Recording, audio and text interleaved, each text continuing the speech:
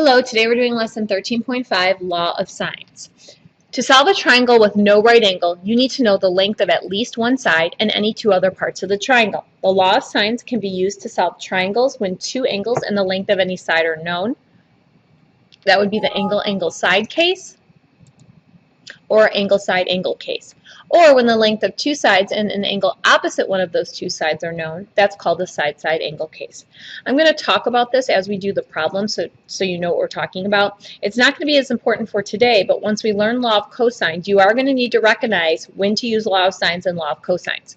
Okay, the law of sines can be written in the following forms. Most of the time, I use this one. It doesn't matter which one. This is just the reciprocal. So we're going to take, let's say I knew that this angle was 30 degrees, and I knew this side was 10.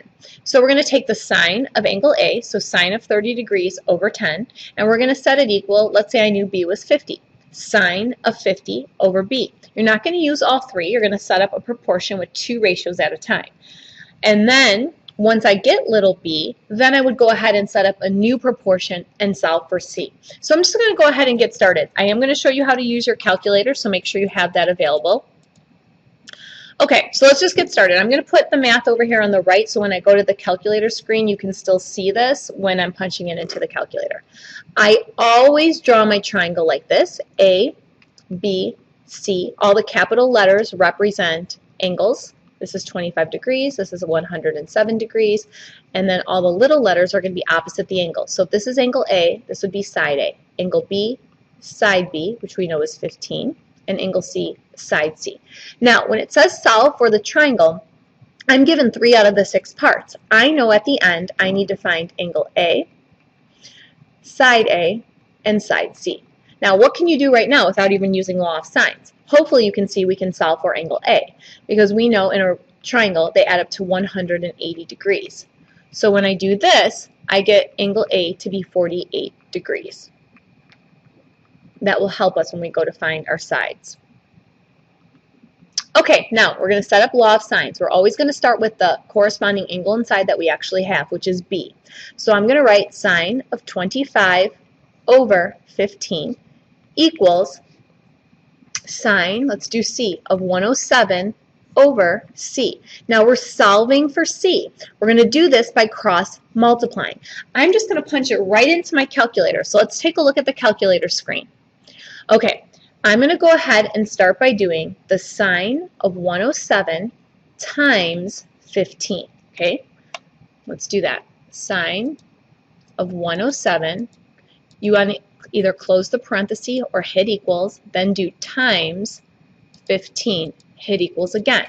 So when you do that, you get sine of 25 times C equals, keep at least 4 decimal places if you need to repunch it into your calculator, 14.3446. I just rounded to the nearest tenth there. Now, we want C by itself. So if I look at this algebraic equation, I want to divide both sides by sine over 25. So you don't need to write out what I'm writing out, because we can just go ahead and do it right into our calculator. So there's your answer. Divide it by sine of 25. Hit equals. That's it. You got C all by itself, and I always want you to round the sides to the nearest tenth and the angles to the nearest whole angle. So 33.94 would be 33.9. Not so bad, right?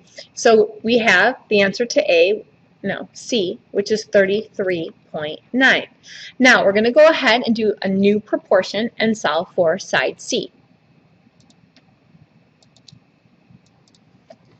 Okay, so for my new proportion, I'm going to stick with the one that I was already given, even though you can go ahead and use C now. So I'm going to do sine of 25 degrees over 15 equals sine of 48 over A. So let's go ahead and go to our calculator screen. Let me clear this out so you can see my work. So I'm going to go ahead and multiply sine of 48 degrees times 15. So I'm going to hit sine of 48, I'm going to hit equals, multiply it by 15, hit equals. Okay, and then on this side I get A times sine of 25 equals this decimal. Okay, I'm going to just leave it in my calculator and divide by sine of 25 degrees. Hit equals. There we go. We got A to be 26.4. So up here we can go ahead and write 26.4. This is our answer, and we're done. So most of this is all calculator based, okay? Let's go ahead and try the next example. You're going to start by drawing yourself a triangle. Again, you're going to label A, B, C. A is 127, little a is 63, little b is 42, and we don't know C or angle B or C.